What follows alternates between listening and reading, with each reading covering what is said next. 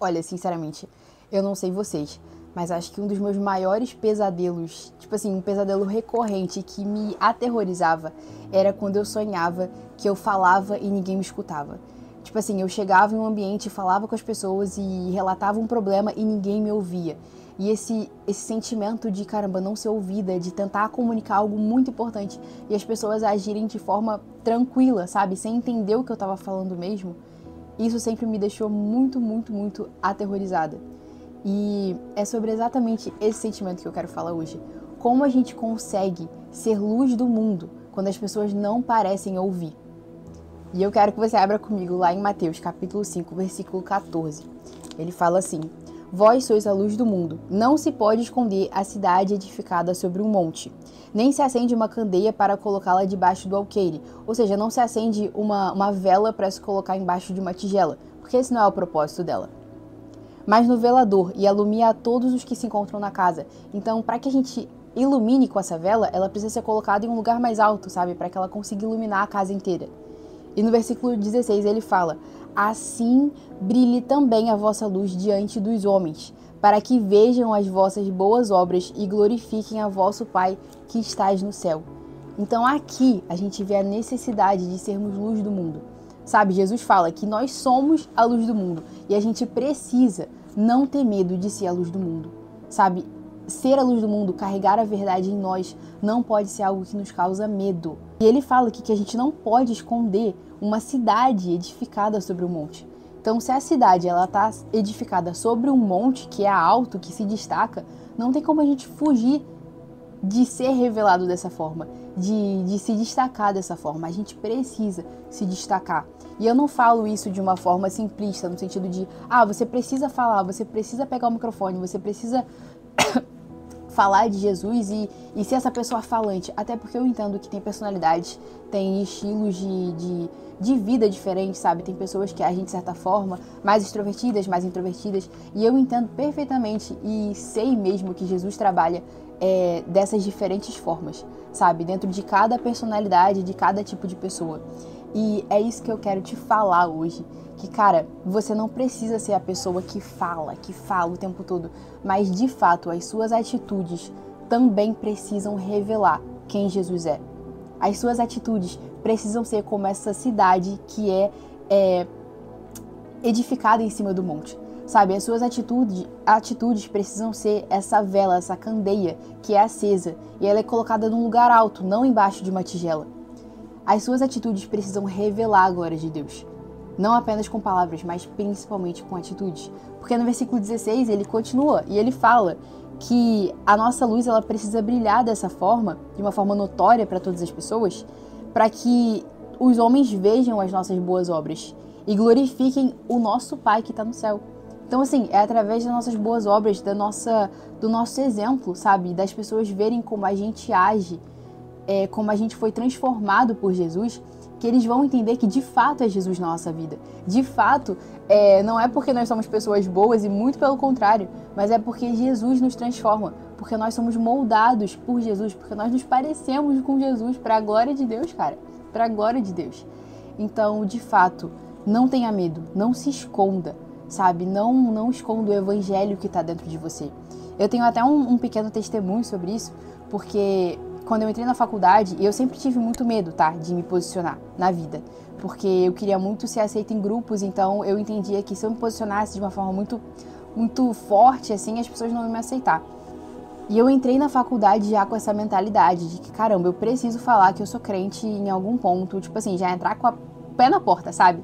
Porque eu sei que eu corro disso. Eu sei que eu corro de me posicionar.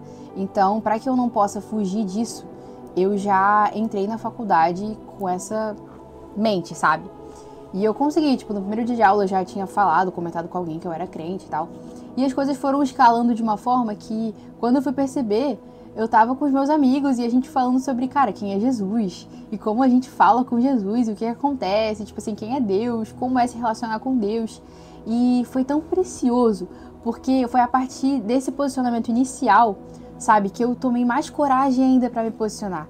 E as pessoas foram entendendo e sentindo essa abertura de me perguntar sobre Jesus. Cara, e que alegria que é responder sobre Jesus, sabe? Eu posso dizer que com certeza foi um desafio, mas isso serviu até pra mim, pra eu crescer, sabe? Em conhecimento e em coragem também, em coragem. E eu creio que é isso que Deus quer para sua vida, sabe? É isso que o Senhor deseja de nós, que a gente tome coragem, passos de fé e que a gente cresça neles, sabe? Que a gente realmente evolua em coragem, em fé com Cristo. E que as pessoas vejam que, cara, o que a gente carrega é verdade, cara. O Jesus que a gente transmite na nossa fala, no nosso olhar, é verdadeiro. Não tem como negar, não tem como esconder. Então, assim, não se esconda, sabe? Se posicione, não tenha medo de falar que você pertence a Cristo. Não tenha medo de falar sobre a Bíblia, de falar sobre Jesus. E, de fato, falar com amor, falar com atitudes, sabe? Você pode talvez nunca dizer que você é crente, mas as suas atitudes não podem nunca mentir. As suas atitudes não podem nunca passar despercebidas, sabe? Mesmo que você não use palavras, que as pessoas olhem pra você e falem, caraca, essa pessoa é diferente. Tipo assim, por que em tal situação ele já perdoou aquela pessoa umas 500 vezes? Tipo assim, que amor é esse? Que gentileza é essa? Que tipo de tratamento absurdo, de gentil é esse? Sabe? Então que as pessoas vejam as características de Jesus em nós, sabe? Que elas vejam Cristo em nós. Não porque a gente é bom, não porque a gente merece, mas porque nós somos transformados por Jesus e temos sido transformados por Ele. Pra glória de Deus, cara. E segundo ponto que eu queria trazer sobre isso é que quanto mais a gente tenta, quanto mais a gente se esforça e parece que o ambiente que a gente não recebe, sabe, um feedback bom, quanto mais a gente fala de Jesus e as pessoas parecem não ouvir, fique tranquilo, aquieta o seu coração, fique tranquilo, porque de fato é o Espírito Santo que convence. O máximo que a gente pode fazer e exatamente o que a Bíblia pede da gente é que a gente fale de Jesus, é que a gente leve as boas novas, sabe? Que a gente seja esse canal, mas de fato não é por força e não é por violência, mas é pelo Espírito de Deus, é o Espírito que convence. Eu queria que a gente abrisse lá em João, capítulo 16, versículo 8, que fala sobre isso. João 16, 8, fala assim... Jesus falando sobre a vinda do Espírito Santo, né? Ele fala assim no versículo 8. Quando ele vier, o Espírito Santo, o Consolador, convencerá o mundo do pecado, da justiça e do juízo. Então, assim, é o Espírito Santo que vai convencer do pecado, da justiça e do juízo. Não é a gente, não é por força, não é pelo muito falar, mas é por você se posicionar, é por você pregar a palavra de Jesus, por você falar de Jesus. É através de oração também, da gente se posicionar na brecha, se posicionar como intercessores dessas pessoas que ainda não conhecem Jesus, ainda não tiveram um encontro com Jesus.